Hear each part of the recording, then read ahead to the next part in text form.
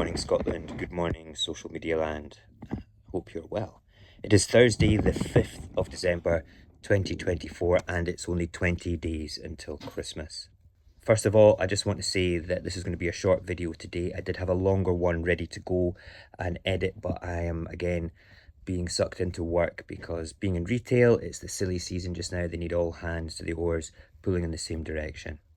So instead of kind of continuing the theme that I was doing, which was really about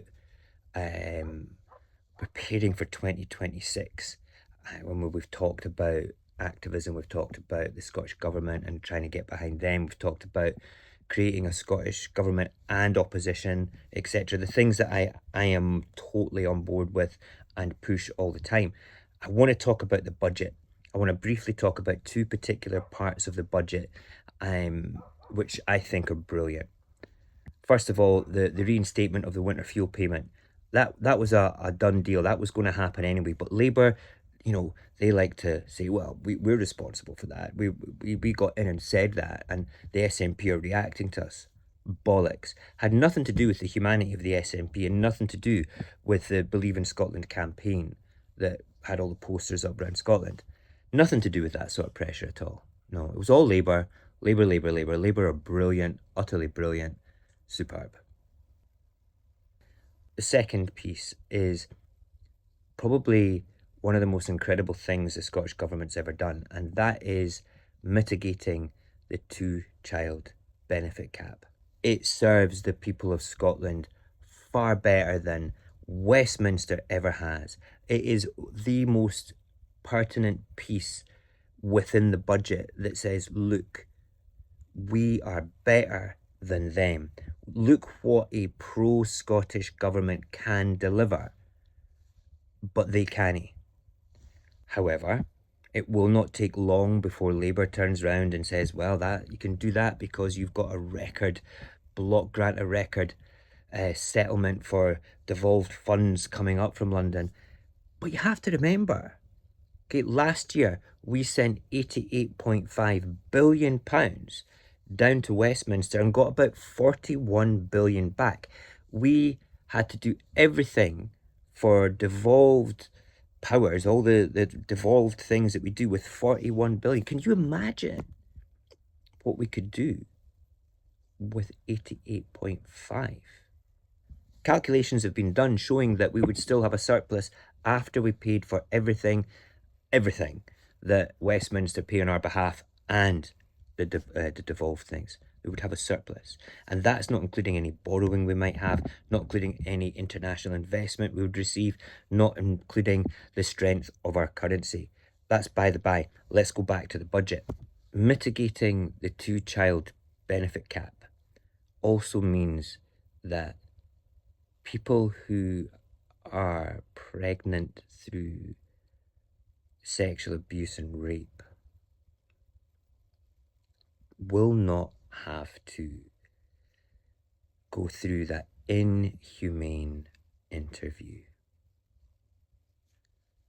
That is massive, utterly massive.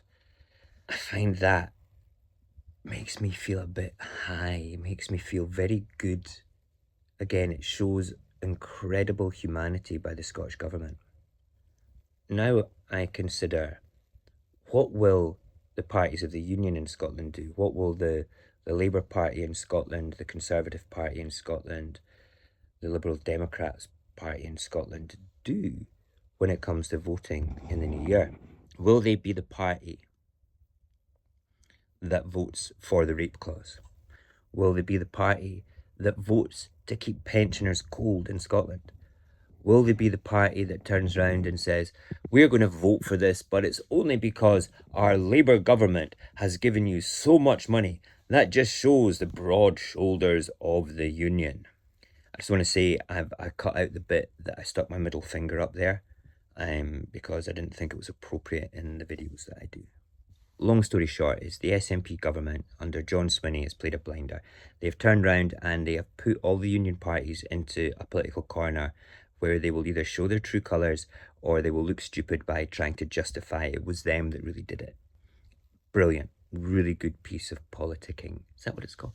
Politicking? politicking. But it was good politics, right? But not only that, it serves a greater purpose to show the integrity of the Scottish Government. Yeah, you know what? Some of us might be frustrated that we're not moving fast enough towards independence. I get that. I'm one of them.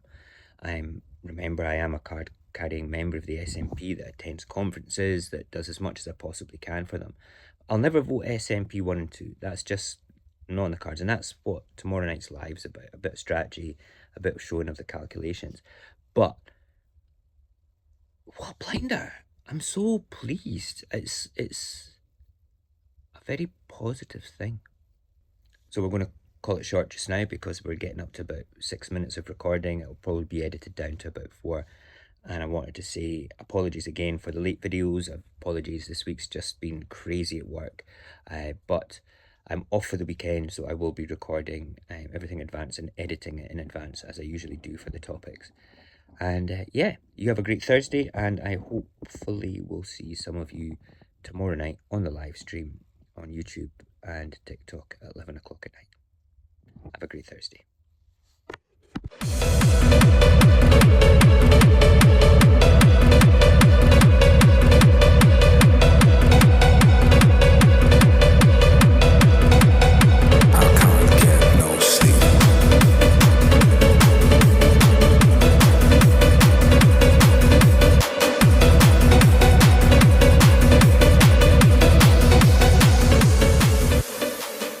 I can't get no sleep.